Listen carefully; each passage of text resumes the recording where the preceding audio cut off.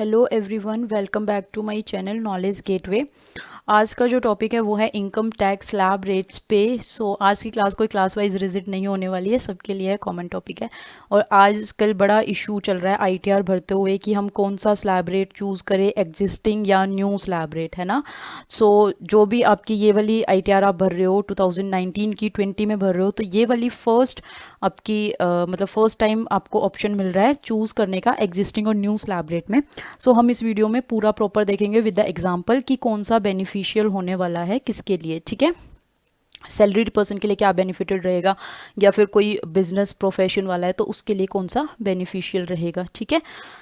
Existing slab rates देख लेते हैं। पहले आपको पता होना चाहिए कि एग्जिस्टिंग स्लैब रेट्स थे वो कौन कौन से थे, ठीक है। तो टैक्सेबल इनकम अगर आपकी 2.5 लाख तक थी तो नील था, कोई भी आपको टैक्स नहीं पे करना था।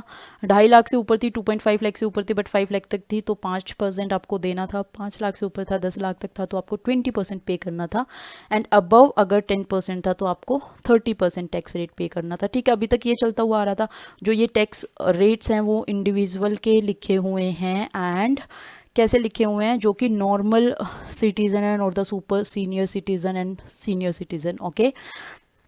नॉर्मल टैक्स रेट से लिखे हुए हैं। टैक्सेबल इनकम 2.5 लाख तक थी तो पहले भी नील था और अभी भी नील है, ठीक है। मतलब न्यू वाले में भी नील ही है। बट अगर आपकी इनकम 2.5 लाख से ऊपर 5 लाख तक है तो 5% था पहले भी, अभी भी 5% है। अब बोलोगे कि अब तो 5 लाख तक एग्जम्प्ट हो गया है तो भी 5% यहाँ पे क्यों लिखा हुआ है।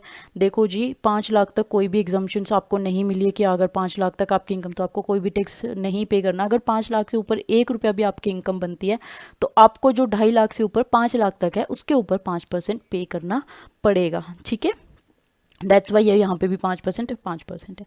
5 लाख से ऊपर है, 7.5 लाख तक है, 10% है, 20% है। 7.5 लाख से 10 लाख तक है तो पहले 20% था, अब 15% हो गया है घट के। 10 लाख से 12%, 12.5 लाख तक अगर आपकी इनकम है तो पहले 30% आपको पे करना पड़ता था, अब 20% हो गया। 12.5 लाख से ऊपर 15 लाख तक अगर आपकी इनकम है तो पहले 30% रेट होता था, 25% हो गया घट के।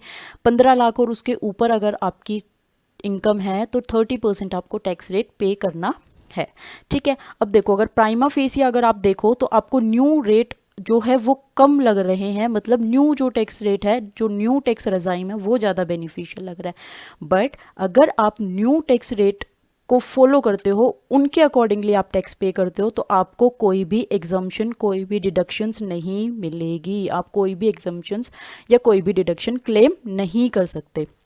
हैंस जो आपकी टैक्सेबल इनकम है वो इंक्रीज हो जाएगी, ठीक है।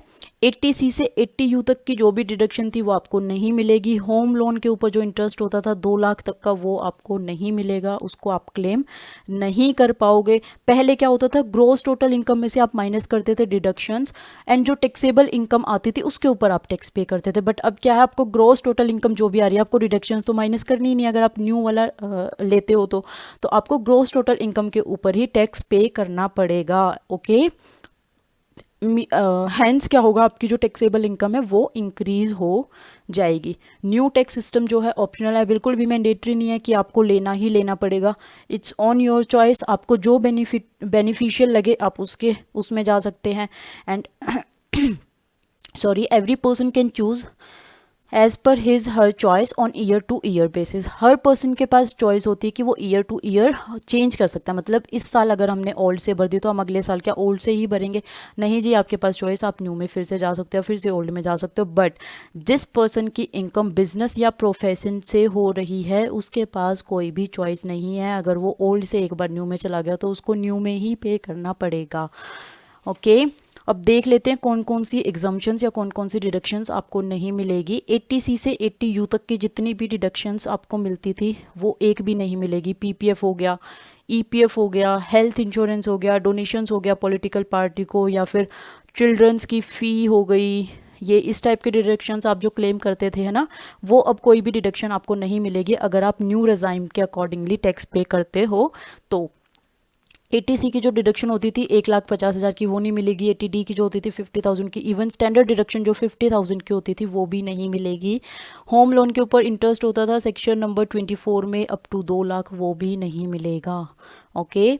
पहले ये मैं ऑलरेडी आपको बता चुकी हूँ। देखो पहले जो हम टैक्स पे करते थे वो कैसे करते थे, जीटीआई में से ग्रॉस टोटल इनकम में से माइनस करते थे डिडक्शन, नेट टैक्सेबल इनकम जो हमारी आती थी उस पे हम क्या पे करते थे, टैक्स पे करते थे। बट अब हमें किस पे करना है, ग्रॉस टोटल इनकम पे, बिकॉज हमें डिडक्शन तो मिलनी ही नहीं है। तो जो हमारी ग्रॉस टोटल इनकम है वही हमारी नेट टैक्सेबल इनकम भी बन जाएगी। सो क्रक्स ये निकल के आ रहा है, if you are claiming more deduction and exemptions then the old tax regime में be more beneficial for you instead of new. अगर आप टैक्स से डिडक्शंस एंड एग्जम्पशंस क्लेम करते हो तो आपके लिए ओल्ड ज़्यादा बेनिफिशियल रहेगा।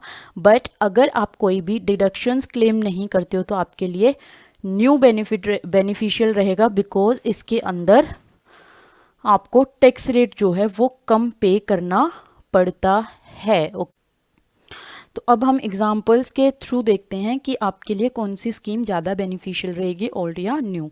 ठीक है, लेट्स सपोज एक पर्सन की ग्रॉस टोटल इनकम 10 लाख है एंड वो कोई भी डिडक्शन और एग्जम्पशन क्लेम नहीं कर रहा है। ठीक है, तो ये है ओल्ड टैक्स रिजाइम के अकॉर्डिंग, ये है न्यू टैक्स रिजाइम के अकॉर्डिंग। ठीक है, अब ओल्ड टैक्स रिजाइम के अकॉर्डिंग उसकी जीटीआई कितनी है, 10 लाख। जीटीआई तो उसकी न्यू के हिसाब से भी 10 लाख ही रहेगी, है ना।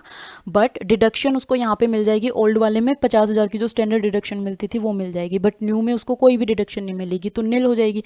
उसकी नेट टैक्सेबल इनकम यहाँ पे 9,50,000 हो जाएगी, बट उसकी न्यू टैक्स रिजाइम में जो नेट इनकम है वो कितनी हो जाएगी, 10 लाख हो जाएगी। अब इसके ऊपर टैक्स कैलकुलेट करोगे, ये बनेगा 1,06,600। 10 लाख के ऊपर टैक्स कैलकुलेट करोगे, ये बनेगा 78,000, मतलब 78,000। ओके, अब जो डिफरेंस आ रहा है वो आ रहा है 28,600 का। मैंने यहाँ पे नहीं बताया है कि कितना टैक्स आपका, मतलब टैक्स कैसे कैलकुलेट होगा। अगर आपको चाहिए कि टैक्स कैसे कैलकुलेट होगा ये भी बताऊँ तो मैं एक वीडियो बना दूंगी, मेरे को कमेंट करना। बाकी जो 9,50,000 पे अगर आप टैक्स कैलकुलेट करोगे तो ये बनेगा 1,06,600। 10 लाख पे अगर आप टैक्स कैलकुलेट करोगे तो बनेगा 78,000। तो जो डिफरेंस आ रहा है वो आ रहा है 28,600 का, मतलब आपको कम टैक्स पे करना पड़ रहा है न्यू टैक्स रिजाइम में। तो अगर आप कोई भी डिडक्शन और एग्जम्पशंस नहीं क्लेम करते हो तो आपके लिए कौन सी बेनिफिशियल रहेगी, न्यू टैक्स रिजाइम। तो here new tax regime is beneficial. Okay, come to the next example, जहाँ पे ग्रॉस टोटल इनकम मैंने ली है 18 लाख, यहाँ पे डिडक्शंस भी क्लेम करेगा वो पर्सन। तो होम लोन जो है उसका वो 2 लाख का है, 80C से 80U की जो डिडक्शन बन रही है वो 40,000 की बन रही है। 80C में 1,50,000 की डिडक्शन है, एनपीएस में मतलब पेंशन स्कीम में 50,000 की डिडक्शन है, मेडिक्लेम उसे 40,000 का मिल रहा है, सेविंग बैंक अकाउंट है जिसमें उसका इंटरेस्ट आ रहा है जो कि आ रहा है 10,000 का। ठीक है, तो टोटल ये सारी जो उसकी डिडक्शन है वो बन रही है 4,50,000 की, प्लस 50,000 की उसकी स्टैंडर्ड डिडक्शंस, मतलब टोटल जो उसकी डिडक्शंस है वो कितने की बन रही है, 5 लाख की। ठीक है, बट न्यू में उसको कोई भी डिडक्शन नहीं मिलेगी। अब देखते हैं कि कौन सा बेनिफिशियल उसके लिए रहता है। ठीक है, old tax regime, new tax regime. GTI total gross total income कितनी है, 18 लाख है दोनों साइड।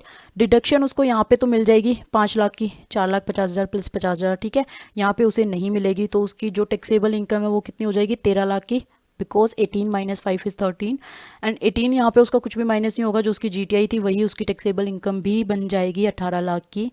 तो टैक्स अमाउंट जब आप कैलकुलेट करोगे तो इसका अमाउंट आएगा 2,10,600, इसका आएगा 2,88,600।